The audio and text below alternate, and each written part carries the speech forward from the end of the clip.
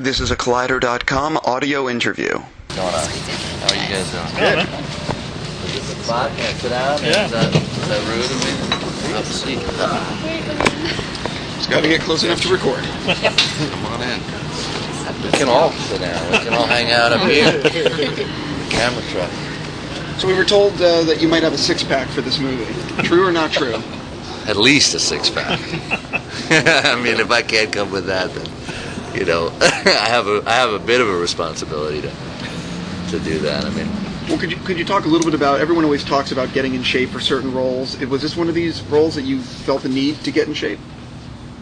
well, look, I mean, we're making a very different movie, but there's always going to be some expectation, especially because of Schwarzenegger making the original Predator and being such a bodybuilder. It's very different. You know, I'm not trying to do anything like that. I feel like in any role that I play, it's important to look the part, but also within a movie like this, you know, there's a playfulness that has to come with it, and I think that it's a balancing act. So I feel that if you open up the newspaper and you see any of the myriad of images of GIs today, they are more my build than anything, and I think what I'm trying to create is an authentic look for it, but also, you know, this is an action movie, and you have to kind of look fit. And the important thing for me, rather than a six-pack or anything about being kind of buff, is to put on a little size and you know, both as a look, but also as what that does for me as a person, how I feel, to feel strong enough to, you know, handle myself in a situation that this guy would be presented. And I'm almost 20. I'm 20 pounds basically up from my last role, and you know, I eat all day. I eat all day, and I work out, and I mean, it's part of what comes with it. It's not the only thing, but it is definitely, I think, an important part of it. Can you Well, talk were about you a your little character? bit surprised? I mean, even saying all that, were you surprised to be asked to do this role? No, I'm surprised that there's, like, I'm an actor, and I think, you know, it's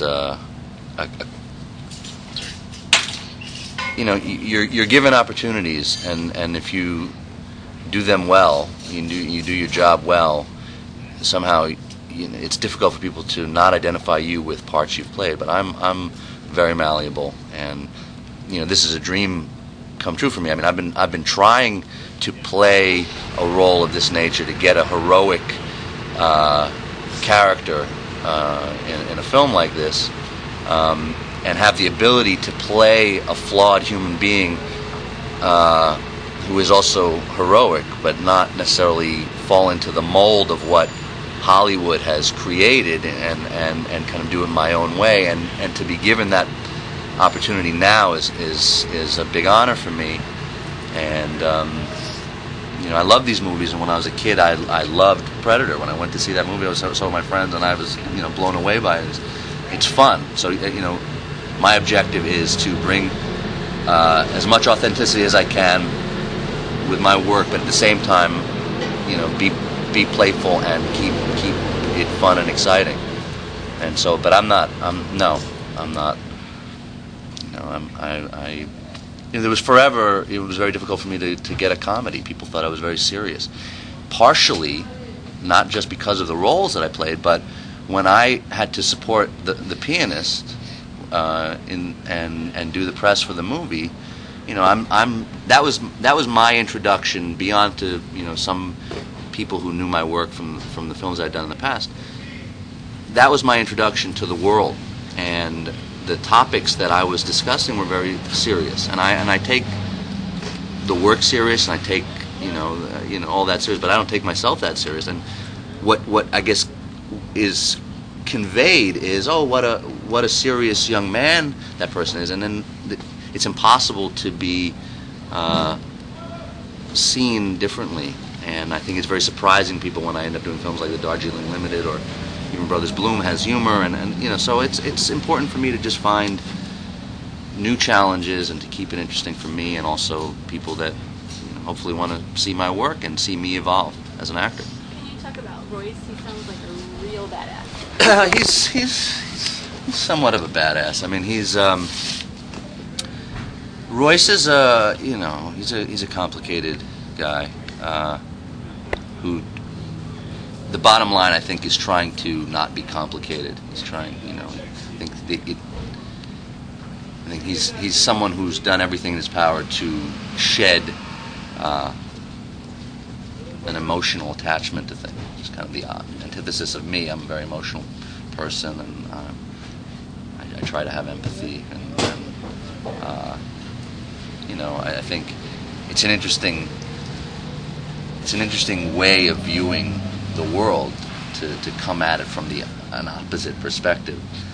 But I think deep down within him, still lurks the human being, and but he's a survivor, and I think ultimately, just like a scientist, there has to be a level of detachment in order to put survival first, and I think that makes him very well suited for the circumstances that he's found himself in.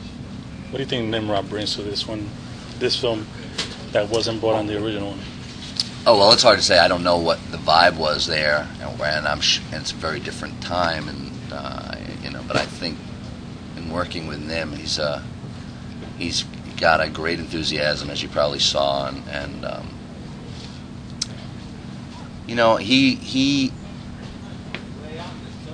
he really is very passionate about this.